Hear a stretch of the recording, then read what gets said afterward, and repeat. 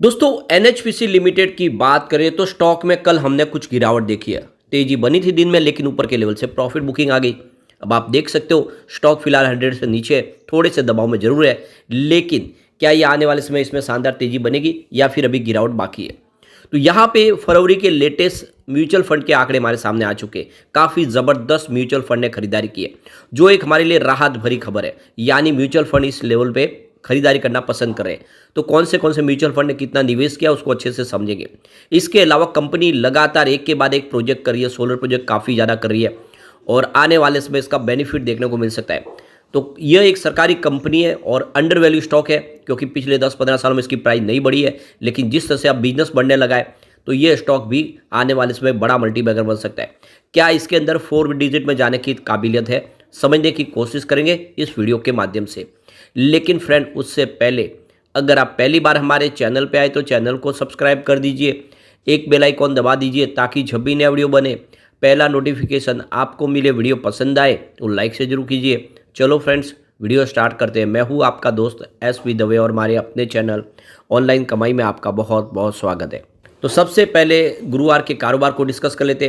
तो स्टॉक की शुरुआत हुई 91.50 पर, बिल्कुल फ्लैट शुरुआत हुई। जो बुधवार की क्लोजिंग थी वहीं पर हुई।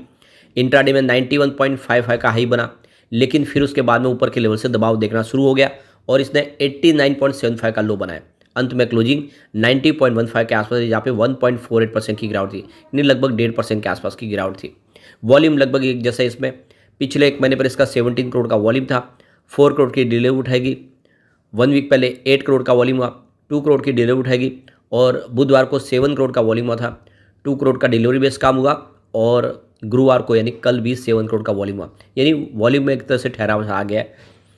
अब 89.75 इंट्राडे का लो, लेकिन हाई 91.55 का है।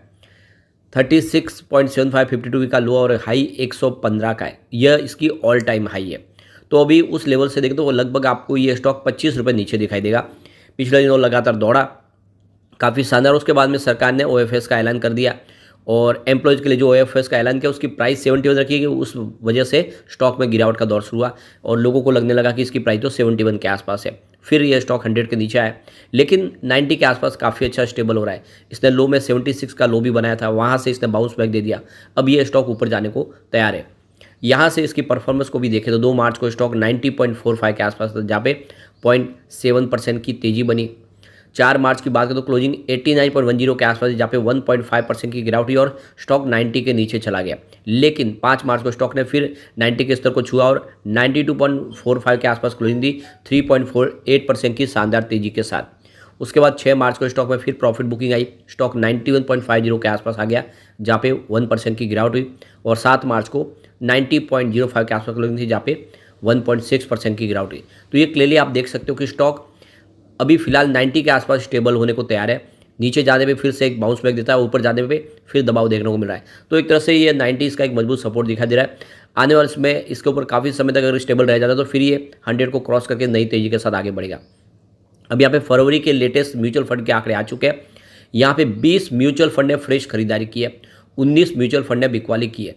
तो जो आंकड़ा है वो म्यूचुअल फंड का खरीदारों का ज़्यादा है बिकवाली के मुकाबले। तो ये बहुत अच्छी बात है। नए 20 म्यूचुअल फंड ने एंट्री कर ली है यहाँ पे एनएचपीसी में फरवरी महीने में।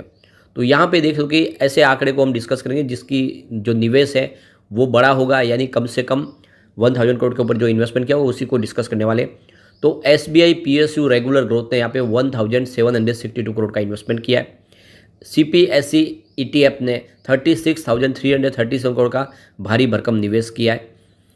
इसके बाद आप देख सकते हो यहाँ पे Nippon India ETF Nifty mid cap 150 ने 1271 करोड़ का इन्वेस्टमेंट किया है।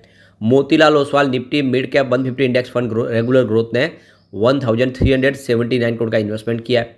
Nippon India Nifty mid cap 150 index fund ने 1122 करोड़ का इन्वेस्टमेंट किया है।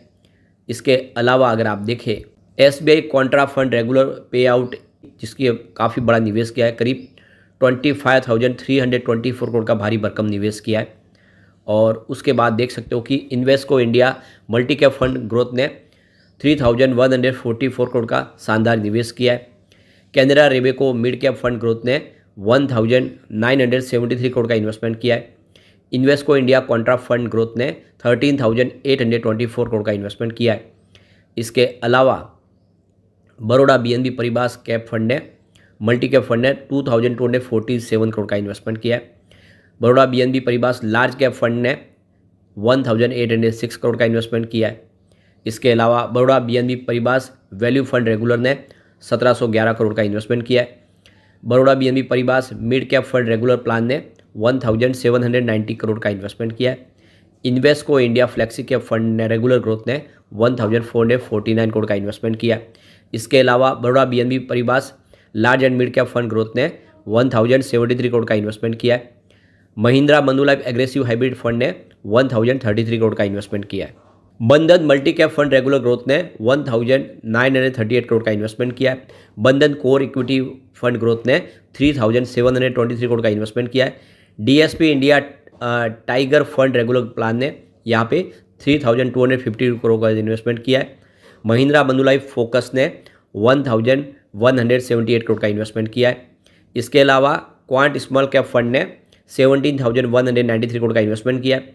महिंद्रा मनुलाइफ कैप फंड ने 2,152 करोड़ का इन्वेस्टमेंट किया है। Invesco India mid cap fund ने 4,239 करोड़ का इन्वेस्टमेंट किया है। क्वांट मिड कैप फंड ने 5,421 करोड़ का इन्वेस्टमेंट किया है। एचडीएफसी बैलेंस एडवांटेज फंड ने 77,011 करोड़ का बम्पर निवेश किया है और एचडीएफसी हाइब्रिड डेट फंड ने 3,089 करोड़ का इन्वेस्टमेंट किया है। Invesco India large and mid cap ने 4,786 करोड़ का इन्वेस्टमेंट किया। तो आप क्लियरली देख सकते हो इंडिया के बड़े बड़े म्यूचुअल फंड है जम के खरीदारी किया, चाहे एचडीएफसी बैंक हो, इन्वेस्को हो या फिर बंधन बैंक हो, जो भी इंडिया के जो बड़े बड़े चाहे महिंद्रा ग्रुप हो, सब ने यहाँ पे भारी भरकम निवेश किया और वही इशारा है कि स्टॉक आने वाले समय कमाल कर सकता है। इसके अलावा कंपनी के पास लगातार बहुत सारे नए प्रोजेक्ट है जो अभी शुरू होते हुए दिखाई दे रहे हैं। तो अभी रिसेंटली देख सकते कि 16 फरवरी को हमारे पीएम नरेंद्र मोदी जी की तरफ से बीकानेर राजस्थान में सोलर पावर प्लांट का उद्घाटन किया गया है। तो यह देख सकते हो कि सोलर प्रोजेक्ट होगा जो इसके लिए करीब 1732 करोड़ का खर्च किया जाएगा। यह एनएचपीसी 300 मेगावाट का एक सोलर प्रोजेक्ट है जो राजस्थान में कंप्लीट करने जा रही है। तो देख सकते कि फरवरी महीने में एक बड़े प्रोजेक्ट का ऐलान किया गया, राजस्थान में एनएचपीसी सोलर प्लांट लगाने जा रही है। इसके अलावा अभी लेटेस्ट देख सकते हो कि यहाँ पे यूपी के अंदर 1200 मेगावाट का सोलर पार्क बनाने का अनाउंसमेंट हो चुका है एनएचपीसी की तरफ से और ये भी हमारे पीएम नरेंद्र मोदी जी की तरफ से इसका नींव का पत्थर रखा गया है। तो ये देख सकते हो कि 796.96 करोड़ का खर्च करके ये सोलर पार्क उत्तर प्रदेश में बनाया जा रहा है। तो राजस्थान में भी उत्तर प्रदेश में भी लगातार बहुत सारे जो प्रोजेक्ट है जिसका ऐलान हो रहा है, यानी आने वाले समय में सोलर एनर्जी के सेक्टर में कंपनी तेज़ी से कारोबार करेगी और आने वाले समय इसकी प्राइस कई गुना बढ़ सकती है। तो ये बहुत अच्छा मौका है, गिरावट का फायदा उठाए और एनएचपीसी में निवेश कर ले। यह एक मिनी रत्न कैटेगरी की कंपनी है, आपको ध्यान रखना चाहिए। गवर्नमेंट ऑफ इंडिया की कंपनी है और पिछले कई सालों से इसकी प्राइस नहीं बढ़ी है, लेकिन अब शानदार तरीके से प्राइस बढ़ने लगी है और काफ़ी अच्छा कंपनी डिविडेंड भी देती है। सबको डिविडेंड बहुत ही शानदार कंपनी ने दिया और हर पीएसयू स्टॉक अच्छा डिविडेंड देती है। तो नजरिया लॉन्ग टर्म का लेकर निवेश का अच्छा मौका है। बिजनेस काफ़ी अच्छा बढ़ रहा है। 2019 में इनका रेवेन्यू 8,982 करोड़ के आसपास था, वो 2023 में 10,607 करोड़ तक पहुंच गया। तो काफ़ी अच्छा रेवेन्यू बढ़ा है, प्रॉफिट भी ज़बरदस्त बढ़ा है। 2019 में जहाँ पे 2,830 करोड़ के आसपास था, वो 2023 में बढ़ के 4,239 करोड़ तक पहुँच गया है और लगातार हर साल प्रॉफिट बढ़ रहा है, कहीं पर कोई आपको रुकावट दिखाई नहीं देगी। अब एक बार पिवोट लेवल को चेक कर लेते हैं। तो यहाँ से अगर गिरावट होती है तो 86 का पहला सपोर्ट है, ये टूटा तो 82 तक स्टॉक जाता हुआ दिखाई देगा। बड़ी गिरावट में 78 तक जाने की संभावना, पर मुझे नहीं लग रहा कि इतना नीचे अब स्टॉक जाएगा। खरीदारी के लिए बहुत अच्छा मौका है। पॉजिटिव माहौल बना तो 94 का फर्स्ट रेजिस्टेंस है, इसको पार करते ही स्टॉक 98 तक जाता हुआ दिखाई देगा। एक बार 98 को पार करते फिर 102 का तीसरा टारगेट है और 100 को क्रॉस करते ही ये तेज़ी से आगे बढ़ेगा और बहुत जल्दी 200 का लेवल दिखा सकता है। तो नजरिया लॉन्ग टर्म का लेकर निवेश करें, यह आने वाले समय आपको मालामाल कर देगा। लेकिन फ्रेंड, कोई भी इन्वेस्टमेंट करने से पहले अपने फाइनेंशियल एडवाइजर्स बड़े ले ले या अपना खुद का रिसर्च करें, क्योंकि मैंने वीडियो आपके एजुकेशनल पर्पज़ के लिए ही बनाया। वीडियो पसंद आए तो लाइक शेयर जरूर कीजिए और चैनल को सब्सक्राइब कर दीजिए। Thank you friends.